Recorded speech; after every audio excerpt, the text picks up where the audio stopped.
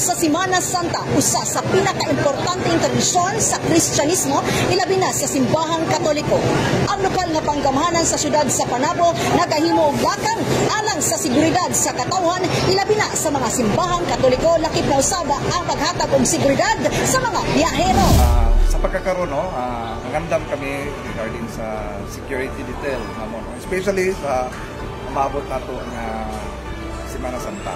So, nalagipahikayon ang ato ang operation aron sa pag-deploy. Ano po yung mga mental personnel, tabang, diri sa pag-secure, no? Sa seguridad diri sa Panabo. Labi na po sa mga participation sa ato ang BPATS ma'am. Dito butan sa mga barangay captain. Join, no? Sa maong pag-secure sa mga simbahan. Subay usab sa gipagula sa Land Transportation Office Panabo ang Oplan biyaheng ayos sa Semana Santa. Sila nagapahigayon og road safety inspection sa tanang motorista, ingon man ang seguridad sa mga biyahero, lakip na ang pag-inspeksyon sa bus terminal. Ang ato ang LTO Region 11, Land Transportation Office Region 11, inubanan sa ato ang LTO Panabo District Office, headed by our district head, Ma'am Eli Cabonillas. Nagpahigayon mi og simultaneous nationwide activity nga Oplan biyaheng ayos Semana Santa Summer Vacation. Kini nga activity among gina make sure nga mga terminal is roadworthy and road safety. Higani gahapon nagpahigayon ta og nationwide nga drug testing sa atong mga drivers. Kung asa ginahulat nato ang resulta sa drug test nato. Sa karon padayon ta, no, ang atong activity sa Semana Santa, padayon ta nga information and education drive sa atong mga driver.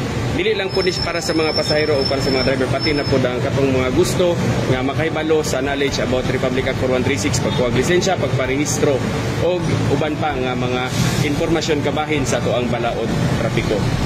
Ang Traffic Management and Development Section sa LGU Panabo anaa usab aron katimbayayong sa ubang ahensya nga nagpatuman sa kaluwasan sa katawhan, ilabi na sa kadalanan aron mapadayon ang hapsay ug luwas nga biyahe alang sa tanang motorista.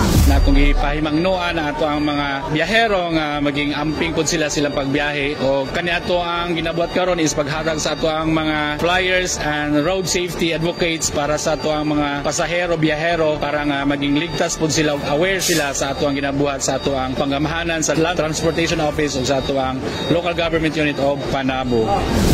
Andam usab ang mga rescue team nga gikan sa hanay sa City Disaster Risk Reduction Management Office alang sa tanang emerhensya labaw na sa kadalanan. Anaa usab ang Bureau of Fire Protection aron sa pagsusi sa mga establishmento alang sa pagsiguro nga luwas sa peligro nga sunog ang katawhan. Ang lokal nga panggamahanan sa Panabo adunay tumo nga mahatagan og kahapsay ug luwas nga pagsaulog sa Semana Santa.